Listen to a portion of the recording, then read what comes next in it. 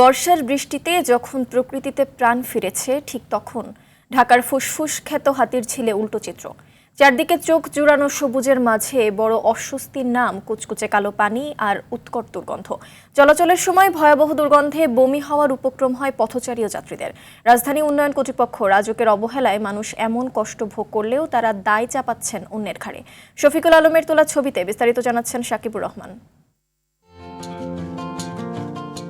শ্রাবণের মেঘ ভাঙা বৃষ্টিতে যখন ধুয়ে যায় নগরের সব ক্লান্তি, তখন হাতিরঝিল যেন এক ভিন্ন রূপকথার গল্প বলে। দূর থেকে দেখলে মনে হয় আকাশ বুঝি তার সবটুকু নীল ঢেলে দিয়েছে ঢাকার এই হৃৎপিণ্ডে।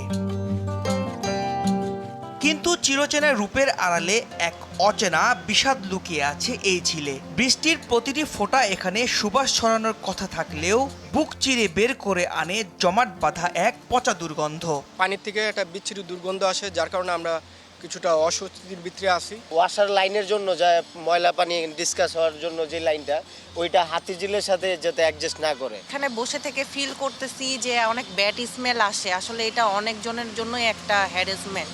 হাতিরঝিলের ফুট ওভার ব্রিজ থেকে মহানগর ব্রিজের তেজগাঁও অংশে বহু বছর ধরে পথচারী ও যাত্রীরা এমন উৎকট দুর্গন্ধে দুর্ভোগ পোহালেও এর সমাধান করেননি দায়িত্ব পালনকারী প্রতিষ্ঠান রাজধানী উন্নয়ন কর্তৃপক্ষ রাজুক। সকালে একদম ফ্রেশ মুডে আসি, বাসা থেকে বের হই, আসা মুহূর্তেই যখন এই দিক দিয়ে আসি তখন একদম বিশ্রী গন্ধ। অধিকাংশ লোকই এই স্থানটায় দেখা যায় না এই পরিবেশটার জন্য। পরিবেশ বিজ্ঞানীরা বলছেন, স্থানটিতে সুয়ারেজ লাইনের সংযোগ থাকা ও নিয়মিত পরিষ্কার না করার কারণেই এই পরিস্থিতি।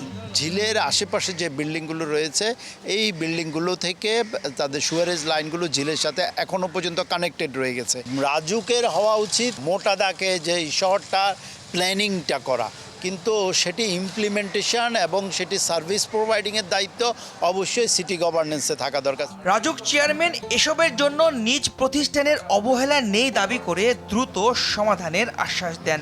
সব নোংরা পানি, ময়লা পানি, বর্জ্য, সলিড ময়লা সব কিন্তু এসে এখানে পড়তেছে। কিন্তু এর জন্য কি আমরা দায়ী? ওগুলা ওয়াসা দায়ী, নাহলে সিটি কর্পোরেশন দায়ী। তো তারা এনে এখানে ফেলতেছে। তাহলে এখানে আমার দায়িত্ব কতটুকু? সোজা কথা, উৎসটা বন্ধ করতে হবে ভাই। ময়লাটা যেখান থেকে আসতেছে, আপনি এখানে কেমিক্যাল দিলে তার একটা রিয়াকশন আছে। যে জলের আয়নায় মেঘেদের ভেসে যাওয়ার কথা ছিল চারপাশের মানুষের অবহেলায়, সেই জল আজ মৃত। অক্সিজেনের শেষ নিঃশ্বাসটুকু হারিয়ে সে আজ কেবলই এক দুর্গন্ধের চাদর। ঝিল রক্ষায় দরকার শুভবুদ্ধির জাগরণ। শাকিবুর রহমান, RTV, ঢাকা।